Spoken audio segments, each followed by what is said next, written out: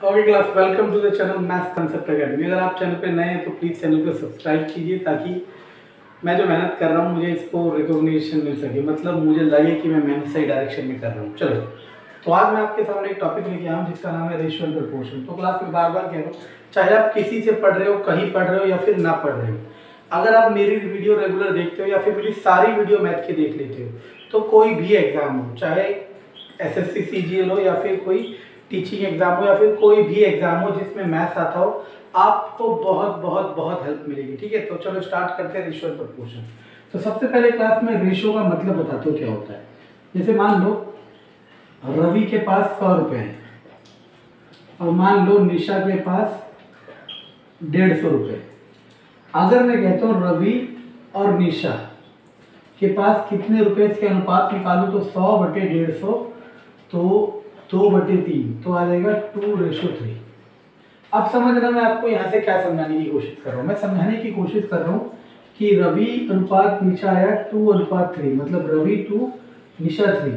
ऐसा कभी नहीं मान सकते आप, ऐसा कभी नहीं मान सकते कि रवि 2 है और निशा 3 है। क्यों? क्योंकि एक्चुअल में तो रवि 100 था और निशा 150 था, तो यानी कि ये बताता है कि इनका अनुपात 2 और 3 है। आप ये कभी नहीं मान सकते कि ये 2 है ये 3 है। अब देखो होता क्या है, गलत नींव, गलत आधार किसी चीज का गलत रख दिया जाए ना तो बिल्डिंग पूरी टेढ़ी हो जाती है और लास्ट में सीधी नहीं की जा सकती। कई जगह कई लोग इसे इक्वल मान के करा रहे हैं, वो मैं बताऊंगा। कई कंडीशन होती है जहाँ पे आप इसको ये मानोगे तो काम चल जाता है, ठीक है ना, लेकिन वो हर जगह नहीं होता। ठीक, इसीलिए हम कंसेप्ट को समझेंगे और कहाँ वो होता है वो समझेंगे, फिर हम उस हिसाब से स्विच करेंगे। ठीक है ना, हम ऐसा जरूर कह सकते थे कि रवि 2x है और निशा 3x है। क्यों? क्योंकि x को मैं मान लेता 50, तो रवि हो जाता 100 और निशा हो जाता 150। तो याद रखना सबसे पहली चीज कि ये बराबर, मतलब जो भी अनुपात आएगा वो इसके बराबर नहीं होता। क्यों?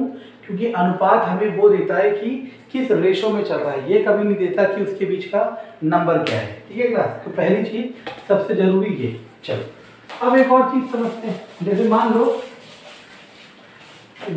2 अनुपात है, मान लो एक अनुपात है 4:6, हाँ, और एक अनुपात है 16:24।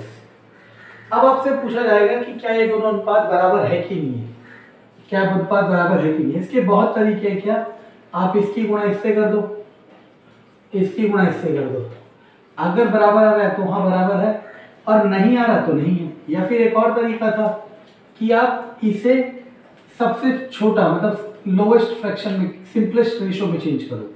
2 to the 4, 2 3 the 6, 8 to the 16, 8 3 the 24, बराबर आ गया तो हाँ ये सेम है। और जब ये बराबर होते हैं तो उन्हें कहते हैं प्रोपोर्शन। ठीक है ना, समानुपात का मतलब होता है समान अनुपात, जब दो अनुपात क्या होते हैं, बराबर होते हैं। सपोज मैंने लिखा A/B है 1:3 और C/D है 4:12, और मैंने आपसे पूछा क्या ये दोनों बराबर है, तो आप क्या करोगे, 1:3, 4:12, 12 बराबर है। वैसे तो आप कहोगे हमें देख के ही समझ आ रहा है, बहुत अच्छी बात है, देख के समझ आ रहा है बच्चों, लेकिन जब क्वेश्चंस बड़े होंगे और इनके नंबर्स थोड़े असिमेट्रिकल होंगे तब आप देख के नहीं बता पाओगे। ठीक है ना, तो इन्हीं कंसेप्ट के लिए मैं कह रहा हूँ, सिर्फ यही 2 कंसेप्ट आपको पता होने चाहिए, बाकी सारे क्वेश्चन हम कर सकते हैं। तो चलो स्टार्ट करते हैं क्वेश्चन, और मैं जो क्वेश्चन कराऊंगा ये सारे क्वेश्चन आपके पेपर में आए हुए हैं। ओके क्लास, तो सबसे पहला क्वेश्चन आ गया कि A/B दिया है 7:9, B/C दिया है 5:7। देखो मैं सिर्फ क्वेश्चन नहीं कराऊंगा, मैं आपको क्वेश्चन के थ्रू जितने कंसेप्ट आ रहे हैं उन सबको भी कराऊंगा। ठीक है ना, अगर आप ढंग से समझते हो तो आपको बहुत मदद मिलेगी। याद रखना, जब भी ये वाली टर्म यहाँ मिले तो सबसे पहले आप A/B/C, मतलब इसे कुछ भी नाम दे दो, कंबाइंड रेशो कह दो या कुछ भी कह दो, मतलब तीनों के बीच में एक रिलेशन निकालना है। तो इसका तरीका क्या होता है, देखो तरीके तो बहुत होते हैं लेकिन सबसे आसान तरीका देखो, पहले आप लिखते हो A/B, फिर इसके नीचे लिखते हो B/C, इस नंबर को यहाँ लिख देते हो और इसी नंबर को यहाँ लिख देते हो। बस एक बार और, सबसे पहले 7:9 लिखोगे, उसके नीचे 5:7 लिखोगे, इसी नंबर को यहाँ लिखोगे, इसी नंबर को यहाँ, अब आपका ये ए है, ये बी है, सी है, गुणा करना है, गुणा कर दो 45 63। अब किसका रेशो पूछा है? ए रेशो सी, ए रेशो सी, तो कुछ नहीं करना है, ए है 35 और सी है 63, 7 पंजे 35, 7 × 63, तो आंसर आ गया 5:9। तो क्लास और भी बहुत तरीके हैं और हजारों तरीके हो सकते हैं, ठीक है, लेकिन आपको किसी एक तरीके को फॉलो करना है और उसमें बेस्ट बनना है, ठीक है, यही सबसे जरूरी है।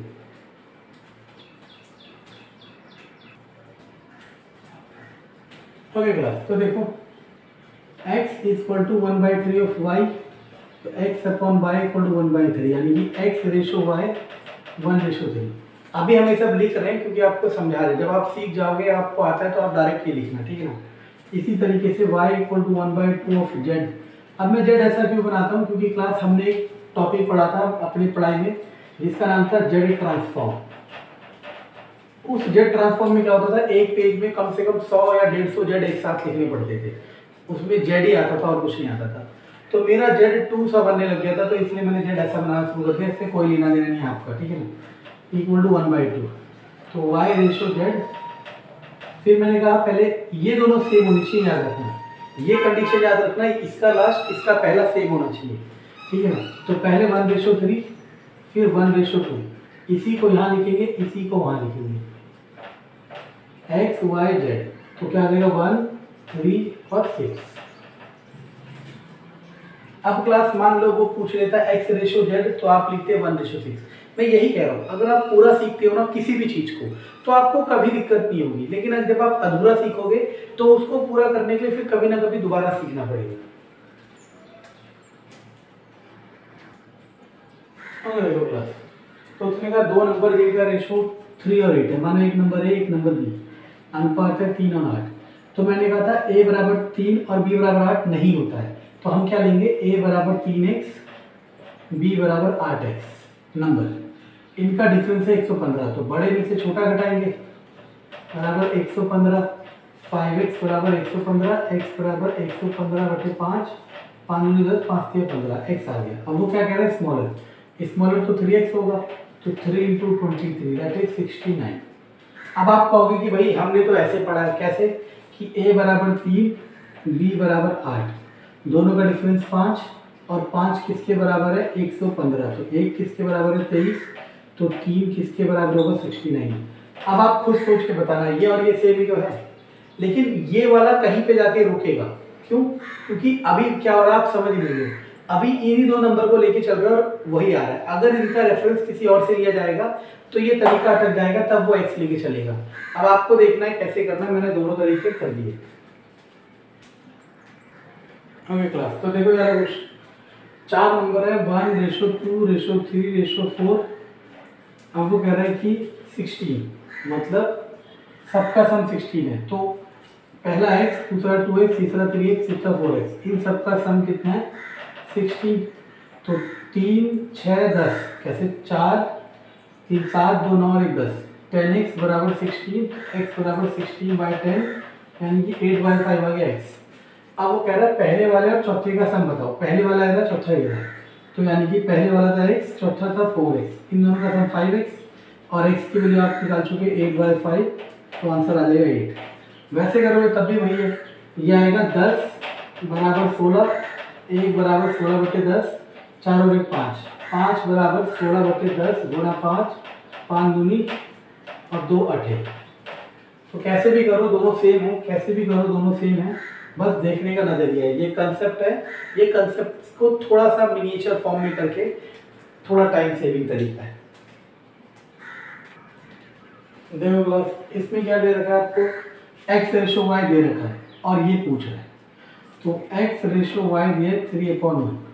मैंने आपको कहा कि अब x मत मानना क्योंकि x यहाँ है, तो आप x को मान लो 3a और y को मान लो 1a, ठीक है, और आप चाहो तो डायरेक्ट रख सकते हो और यहाँ इनकी वैल्यू को रख दो। अब एक बच्चा ऐसे भी कर सकता है, चलो छोड़ो, ऐसे भी कर सकता था कि नंबर लेट कर लेगा, लेकिन कोई फर्क नहीं पड़ता, यहाँ रख दो। देखो 3 3 9 27 और 1 का 1, देखो x 3 y 1, तो यहाँ रखोगे 3 3 9 27 -1 27 + 1 26/28 13/14।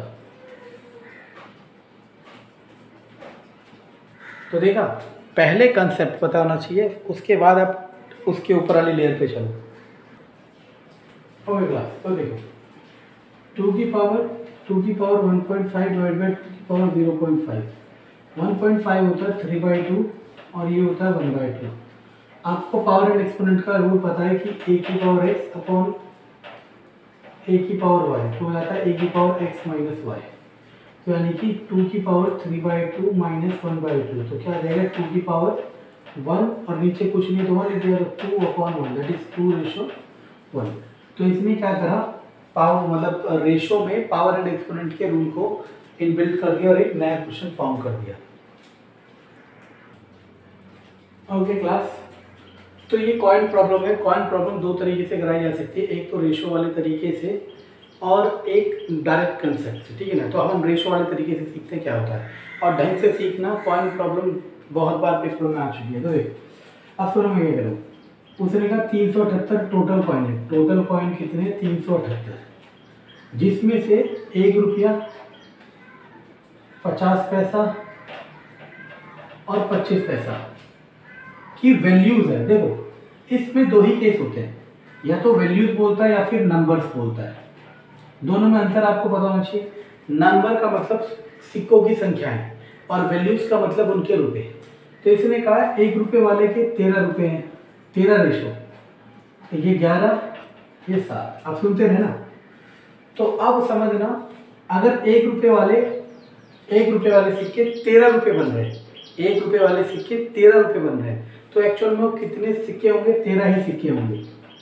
क्यों, क्योंकि 1 रुपये के 13 सिक्के मिलके ही 13 रुपये बनते हैं।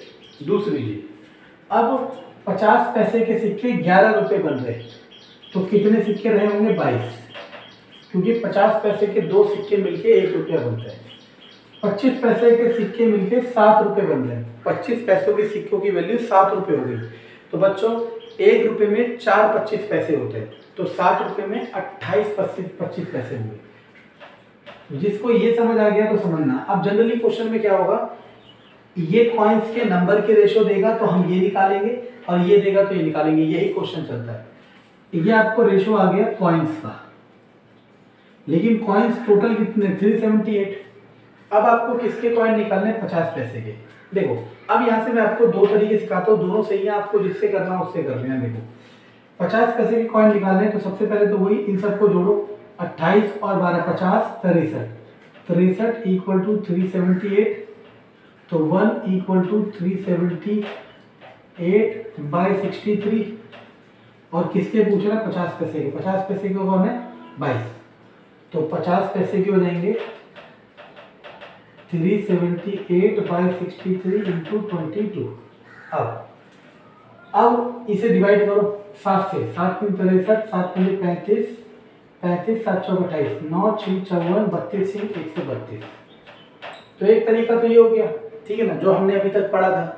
दूसरा तरीका भी देखो, मैंने क्या कहा, चाहे कोई टीचर हो, वो कैसे भी लेके आए, कहीं से भी लेके आए, लाएगा वो आंसर पे, और लास्ट में आते आते सारे तरीके एक दूसरे से मिलेंगे। इसीलिए आपको किसी एक तरीके को फॉलो करना है, और फॉलो उसी को करना है जो आपको आसान लगे और आपको लगे कि बेस्ट है, ठीक है ना।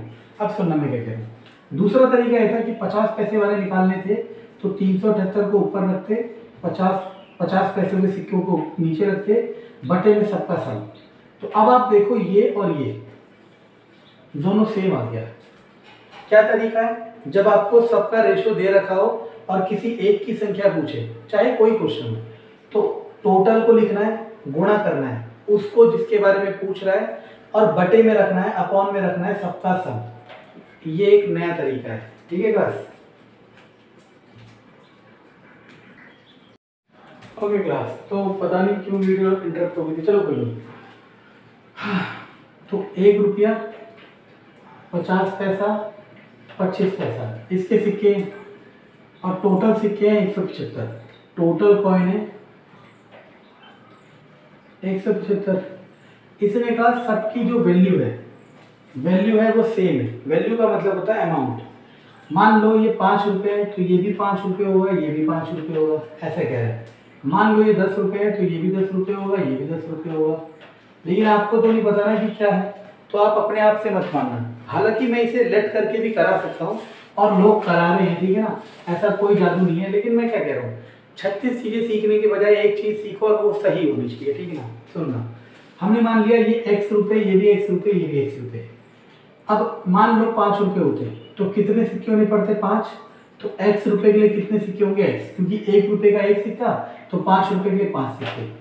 अगर मान लो 5 रुपये होते तो 50 पैसे के कितने सिक्के चाहिए होते? 10, क्योंकि 1 रुपये में 2 50 पैसे होते, तो ये हो जाएगा 2x। अगर मान लो 5 रुपये होते तो 5 रुपये बनाने के लिए 25 पैसे के कितने सिक्के चाहिए होंगे? 520, क्योंकि 1 रुपये में 4 25 पैसे होते हैं। 1 रुपये में 4 25 पैसे होते हैं, तो 5 रुपये में 20, तो यानी कि किससे गुणा कर रहे हैं? 4x। जो यहाँ तक आ गया उसके लिए आसानी। अब सुनना मैं क्या कह रहा हूँ। अब मैं इन सब का योग, इन सब का सम, ये कॉइन्स के नंबर है, कितना करेगा? 75। तो ये इन सबको जोड़ोगे 7x बराबर 175, x बराबर 175 बटे 7, 7 दूनी 7 पंजे, तो ये भी 25, 25, ये भी 25, तो टोटल कितना हो गया? 75। ठीक है क्लास। तो ऐसे बहुत तरीके हैं, मैं भी जानता हूँ और लोग भी जानते हैं, ठीक है। लेकिन तरीका वही है कि कोई एक तरीका, और मैं कह रहा हूँ हमेशा बेसिक कंसेप्ट, देखो ऐसा बिल्कुल भी नहीं है कि बेसिक कंसेप्ट स्लो होता है, ठीक है ना, ऐसा बिल्कुल नहीं है। आप अपनी स्पीड बढ़ाओ ना, आप मैच करो, ठीक है।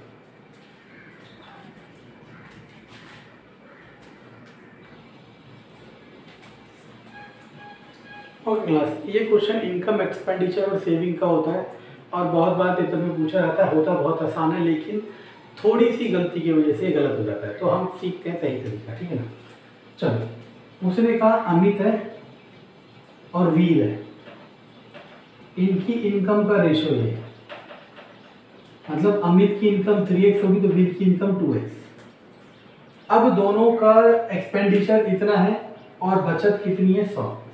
तो आप सोचो, अगर आपकी इनकम 1000 रुपये है और आपका एक्सपेंडिचर 500 है, तो बचत कितनी होगी? 100, 500 ही होगी। अगर इसमें से एक्सपेंडिचर ना पता हो तो एक्सपेंडिचर निकाला जा सकता है, और अगर सेविंग ना पता हो तो सेविंग भी निकाला जा सकता है। तो आपने क्या देखा? इनकम, एक्सपेंडिचर, सेविंग, तीन में से कोई दो पता होना चाहिए, तीसरा निकाला जा सकता है। तो अब देखो, इनकम, इनकम, दोनों की इनकम में से दोनों की सेविंग को माइनस कर दो, क्योंकि इनकम में से सेविंग करेंगे तो क्या बचेगा? एक्सपेंडिचर। और दोनों के एक्सपेंडिचर का रेशो दे रखा है 5:3। क्रॉस मल्टीप्लाई कर लो, 3 तिया 9, 3000, 5 दूनी 10, 5 धाम 5 एकम 5, minus x equal to minus 2000, तो x इक्वल टू 2000। अब क्या पूछा उसने? अमित की सैलरी। अमित की सैलरी आपने क्या मानी थी? 3x, तो यानी कि 3 गुणा 2000, तो आंसर आ जाएगा 6000। तो क्लास चीज़ें बहुत आसान है, बस आपको सही तरीका पता होना चाहिए। Thank you.